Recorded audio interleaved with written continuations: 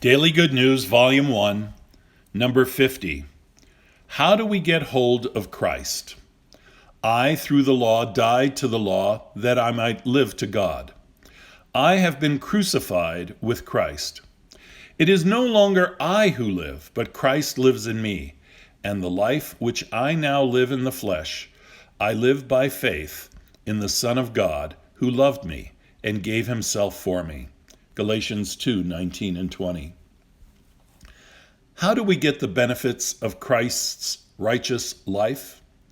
At what point is it that we touch him and make the connection?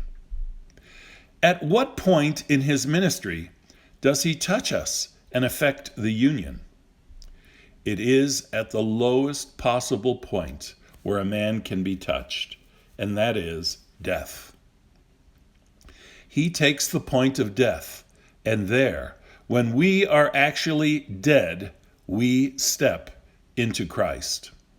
The ceremony of baptism is the symbol of Christ's death and resurrection. If we died with Christ, we are certain to live again, for Christ is alive. Therefore, if we die with him, we shall live with him. When we acknowledge our life forfeited and give up all claims to everything connected with it, that very moment we die with Christ. What do we naturally have in ourselves? Sin, the lust of the flesh, the lust of the eyes, the pride of life, envy, malice, evil speaking, evil thinking. All these things make up the natural life of everyone on earth. When we are ready to give them up and pay the forfeit, then it is that we can die with Christ and make his sinless life instead. In yielding up that life of ours, we give up all these things, and then we are dead with Christ, and we take his sinless life. That newness of life which we have is a sinless life. When one reckons that he has no life of his own, and the life he lives in the flesh, he lives by the faith of the Son of God, then his life is hid with Christ in God. What can that person fear that man can do to him?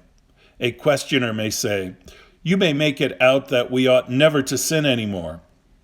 You leave no room for sin." But is not that what the Bible says? Sin shall have no dominion over you, for you are not under the law, but under grace. Romans 6:14. By death, we make no provision for the flesh to fulfill its lusts or desires.